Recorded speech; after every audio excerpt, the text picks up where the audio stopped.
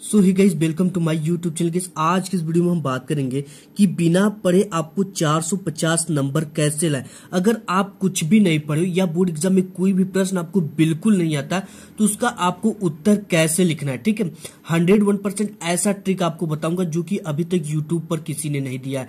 केवल आप इस ट्रिक को फॉलो कर दोगे, अच्छे अच्छे टीचर का आप दिमाग हैक कर सकते हो। ठीक है, बिल्कुल हैक ट्रिक है, ये टीचर माइंड हैक ट्रिक है।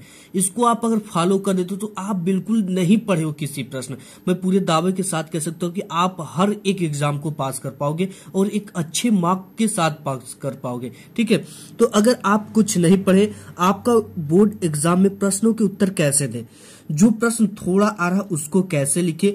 अगर आप कुछ नहीं पढ़े हो तो चिंता ना करें। ठीक है, ये वीडियो आपके ही लिए है और पूरी जानकारी आपको वीडियो में मिल जाएगी। और 101% अगर आप पूरी वीडियो देख लेते हो तो आपका बोर्ड एग्जाम में 95% पक्का आएगा। ठीक है, ये मैं पूरे दावे के साथ आपको कह सकता हूं।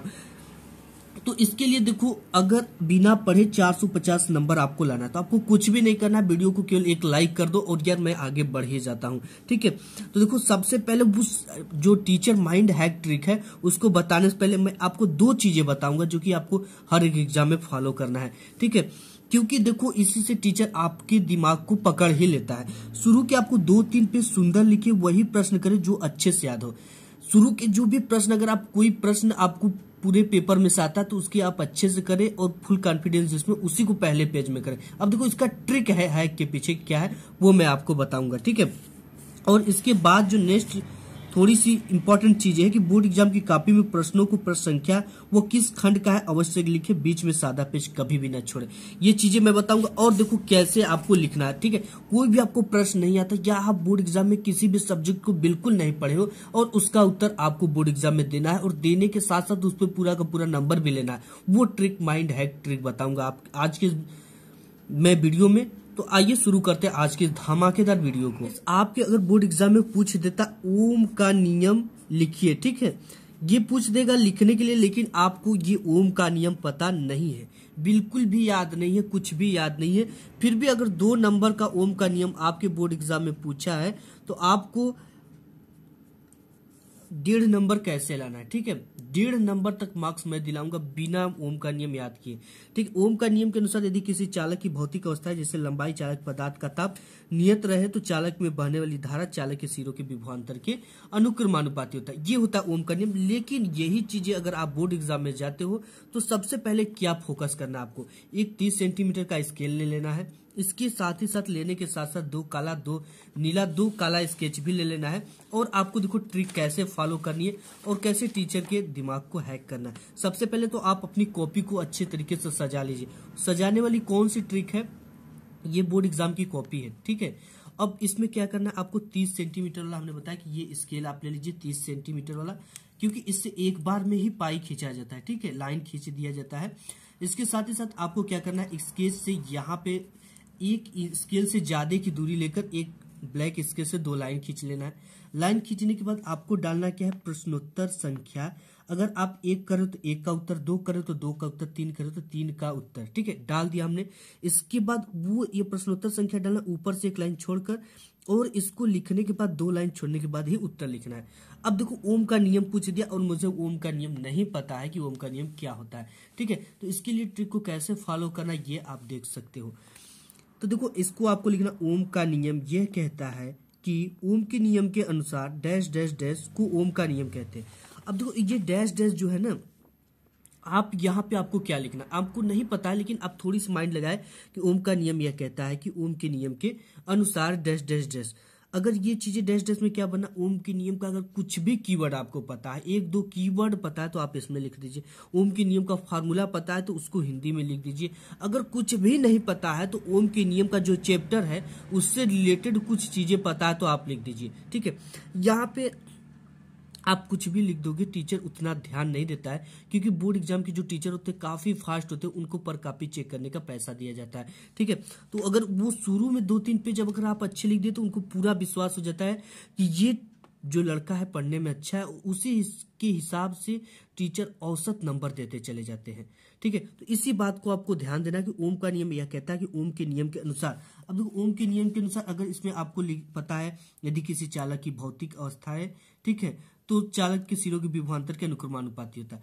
भौतिक अवस्था अगर धारा चालक कुछ भी पता है तो आप इसमें लिख दीजिए कि ओम के नियम के अनुसार, ठीक है, यदि किसी चालक की भौतिक अवस्था नियत है तो चालक में बहने वाली धारा चालक के सिरों के विभवांतर के अनुक्रमानुपाती होता है। ये चीजें भी भर सकते हो। अगर कुछ भी नहीं आता था, चैप्टर से रिलेटेड कुछ भी कीवर्ड पता है या आप जो भी चीजें पता वो लिख दीजिए, लेकिन आपको साइंस से ही रिलेटेड कुछ भी इसमें भर देना है, को ओम का नियम कहते हैं, ठीक है।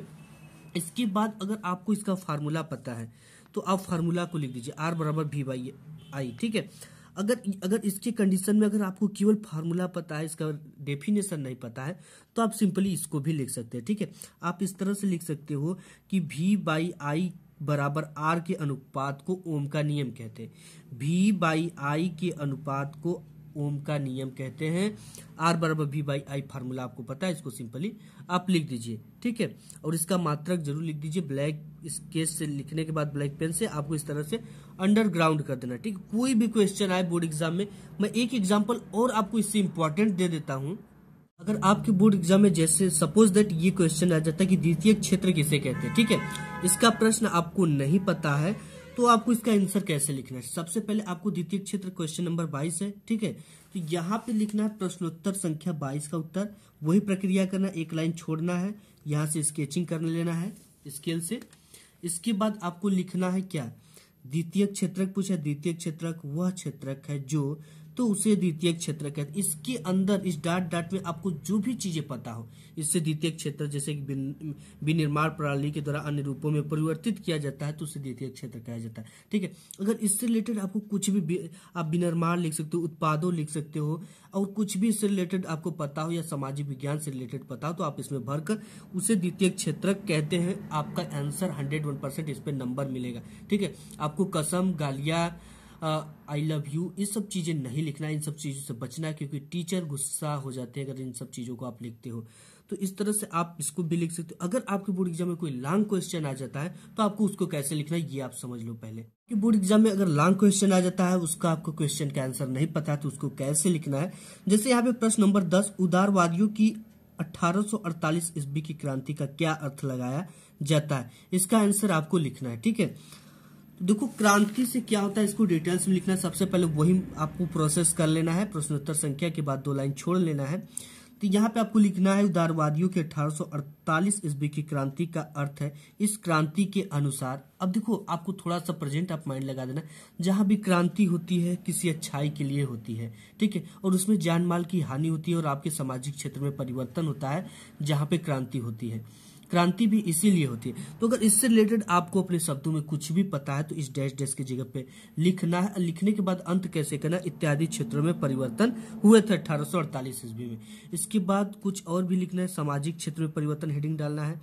तो सामाजिक क्षेत्र में आपको लगता है कि सामाजिक के लोग सुधरे, राजा का जो व्यवहार था वो सुधरा, इत्यादि। ये सब चीजें लिखने के बाद काफी ज्यादा परिवर्तन देखने को मिला। फिर आर्थिक क्षेत्र में भी परिवर्तन होगा, ठीक है, यानी आर्थिक क्षेत्र में सुधार आया, लोगों के रहन सहन में बदलाव आया, इन सब चीजों तो लिख देना कि आर्थिक क्षेत्रों में परिवर्तन हुआ, इत्यादि क्षेत्रों में काफी ज्यादा परिवर्तन देखने को मिला। तो गाइस ये ट्रिक आप फॉलो करते हो तो आपकी कोई भी अगर क्वेश्चन आपको बोर्ड एग्जाम में नहीं आता 101% आपको नंबर मिलेंगे। तो आज की इस वीडियो में बस इतना ही, मिलूंगा एक नेक्स्ट वीडियो में, तब तक के लिए धन्यवाद।